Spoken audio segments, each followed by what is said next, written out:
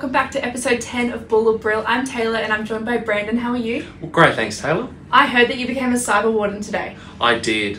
And? And what?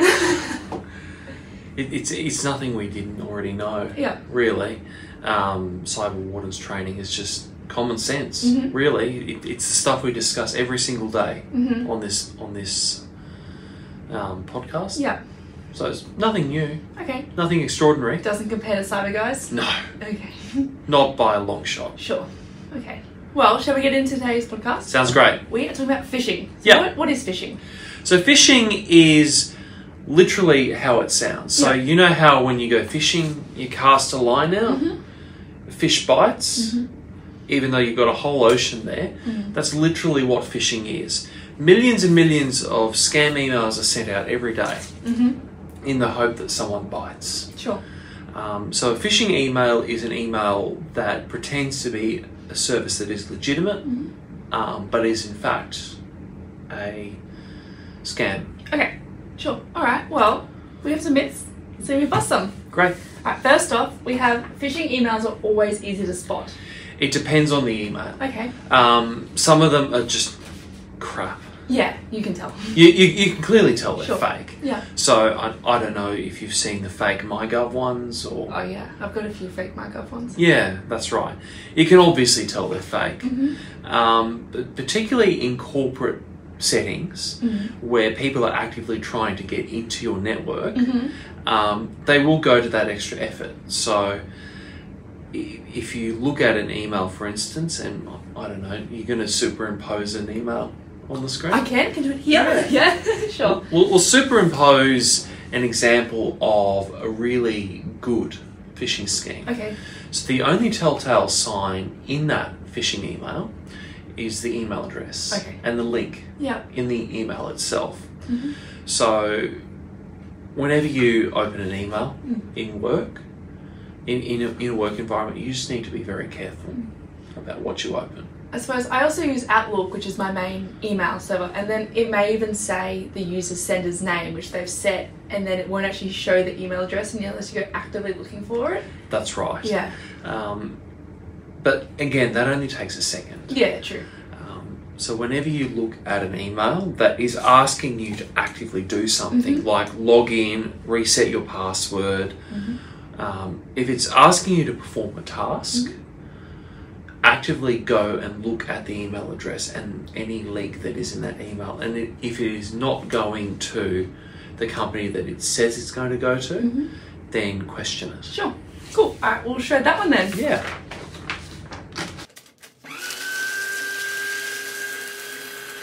All right, next up we have phishing isn't a significant threat because cybersecurity technology is so advanced. Absolutely not. Okay. Phishing technology is constantly improving, just like cybersecurity technology. Phishing is by far the biggest threat a business can face. Okay. And no cybersecurity technology is perfect. One of the most amateurish methods I've seen to get around a spam filter is superimposing the email as an image within that email and then just putting a link on that image. No spam filter can really do that unless you pay huge amounts of money to get specialist ocular character recognition spam filters. Do you think AI might eventually be able to help with that? Oh, it already does help. Yeah. Spam detection software is getting better every single day. Yeah. And the more that people report phishing scams, the better that intelligence can get. But as with anything relating to an automated process, it's never going to be perfect. Yeah. So no, phishing is still the biggest threat an email will face, that a small business will face. Next up, we have phishing can target anyone. Absolutely. Okay. Remember my phishing analogy? Yes. Exactly right. Makes sense. Where it gets serious is when we start getting into things like spear phishing, where they're actively looking for details and actively targeting your business. But phishing generally, you'll receive a phishing scam almost every day. Just check your spam folder. Yeah. Is there any other forms of phishing that target specific people? Yeah, there's plenty of them. Yeah. So I mentioned spear phishing, so I'll just go into that a bit further. Sure. Spear phishing is where an attacker is actively targeting a business using information that is usually only known to a company. Okay. So an attacker that is determined to get into a company may go and research LinkedIn to find out who the CEO is and then perform what's called a CEO fraud. Okay. I've seen that. Whaling, is that what that is? Yeah. Okay. Absolutely. Phishing can also come in the form of SMS. Yeah. So a reset your password SMS that may come through. There's plenty of types of phishing out there. Would deepfakes count as phishing as well? Deepfakes, it depends on the context. Sure. It's not necessarily phishing. Okay. A deepfake is more used for extortion. Sure. Okay. Yeah. All right. So Well, that one's true. Great. Well, not great, but yeah. All right. We'll leave that one there. All right. Next up, this one. Yeah. If a website has HTTPS, does that mean it's safe? Not always. Okay. What the HTTPS in a website shows is that the traffic from your device to the web server is encrypted. Okay. But not all web servers are legitimate. Okay. So just because you see an HTTPS doesn't mean that that website is safe. Okay. So you still need to exercise vigilance Sure. with that. Yeah. If you go to a website that doesn't have HTTPS, definitely hightail out of there. But yeah, as I said, just because it says HTTPS doesn't mean it's safe. Okay. How does a business get HTTPS? So that is commonly issued through security certificates. Okay. They're really cheap to get. You don't really need to go through any authentication process, really. Is that with your domain or? Yeah. With your domain. So you can buy a security certificate for around $20 a year. Cool. And that simply says to a person accessing the website, I am who I say I am. There has been no interception here. Okay, but there's no verification for that. But there's no verification for that. Yeah, alright. So that's absolutely untrue. Sure, okay. Alright, we will shred that one ASAP. Yeah.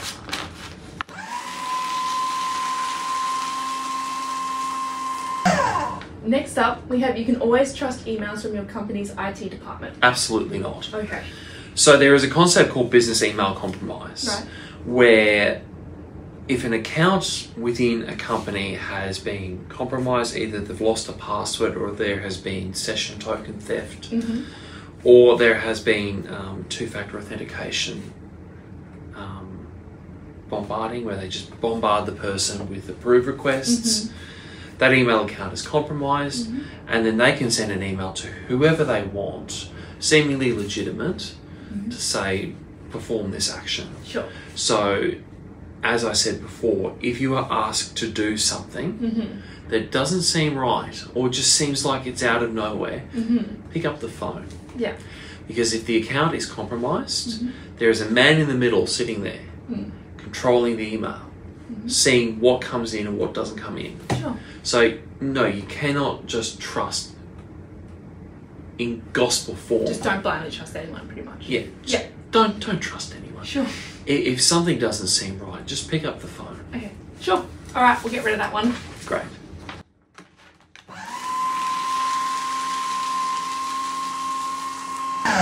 And finally, we have awareness training reduces the risk of a breach. Absolutely. Okay. Awareness training just hammers in the simple concepts behind identifying a phishing email, which is responsible for over half of all breaches that happen within an organisation. So awareness training goes over how to look at an email address, how to decipher an email address, key characteristics to look for within an email, how to identify any potential links that are in there, and what to do if you have done something dodgy. Sure. Okay. By accident. It's usually by accident. Of course. No one actively goes out to try and breach their own company. No. But awareness training is a really good start, because often a really good and reputable training company like Cyber Guys will also include simulations in there to test the resilience of your organisation. That's cool. I have a couple of questions for you just before we wrap up. Sure. So, a phishing email specifically, what are some common red flags that we should be looking out for? Common red flags could include a variety of different things. So no one size fits all with these. But the most common things you need to look for are the email address itself. Ask yourself some metaphorical questions like, am I expecting this email? Does it seem reasonable? Am I being rushed to do something?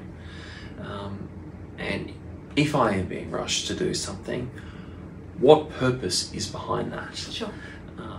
Workers, no matter how junior, need to think for themselves. Okay.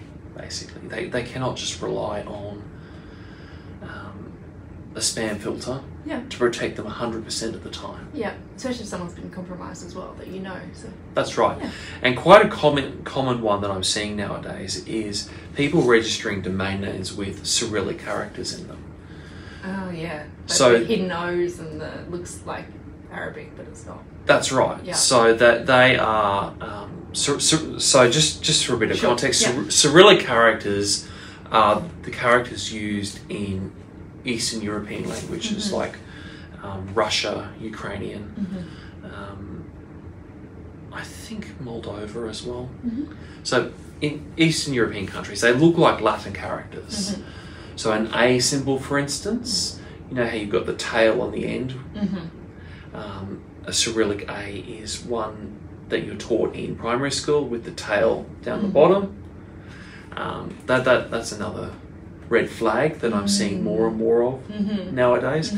So, I mean, I've had IT companies get stumped over this. I've seen it time and time again. No one's perfect at all. Yeah. But just, again, if you're unsure, just ask yourself, is it reasonable? Is it urgent? What could the consequences be if I action this? That kind of leads me on to my next question, is how has phishing changed over the years, and what are the other common trends that you're seeing at the moment? Well, we've just gone through a trend there with the Cyrillic characters. Phishing has really evolved into the primary mechanism for compromising small businesses. So back in the old days when passwords were rubbish and there was no such thing as two-factor authentication, hacking was quite common because people thought that their 1, 2, 3, 4, 5, 6 password won't be breached at all. So this was when infrastructure was based purely on site with no real cloud server in sight. Since then, as people have deferred key services like email to the cloud, hacking has effectively been replaced by phishing as the mechanism for breaching an organisation. So I know we've talked about phishing with Brill before, but I just need to keep hammering it. Because where there is no infrastructure on site, your data is still being stored off site. So you're even less likely to know when you've been breached. Okay. Say someone has fallen for a phishing scam, you know, they've clicked on the link, even entered details. What is their immediate next steps? It depends on the type of task that the person has done. So if they have clicked on a link and a website is launched and it's asked you to put a password in and you've put that password in, change your password immediately and report it to your IT department. If it has taken you to a website and has downloaded something like a document or an image or something, you need to turn your computer off immediately because there could be malware hidden within that file and you need to call IT straight away. So as I said, it depends on the type of phishing scam. But the key step here, and this cannot be overstated, you need to call IT and you need to be honest.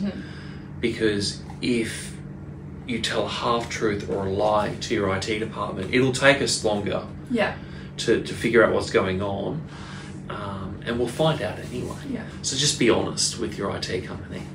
And so IT company or cyber guys, if they don't have an IT company? Absolutely. So we're always here to help. We may be training, simulations and proactive monitoring infrastructure, but we're still here to help.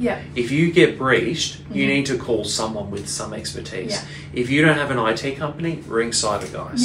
And you offer services to help people unruin their computers. Yeah. Basically, yeah. Basically, Yeah. yeah. Cool. Yeah, just ring cyber guys Yeah. if you don't have anyone else to ring. Okay, amazing. Well, thank you for answering those questions. Hopefully someone gets some good information out of that and doesn't fall victim to phishing. Great. Yeah, well, thank you everyone for joining us for another episode of Bull or Brill. I'm Taylor and this is Brandon. Thanks, Taylor. Thanks, everyone. Have a good day. Don't get hooked. Don't get hooked. Thank you.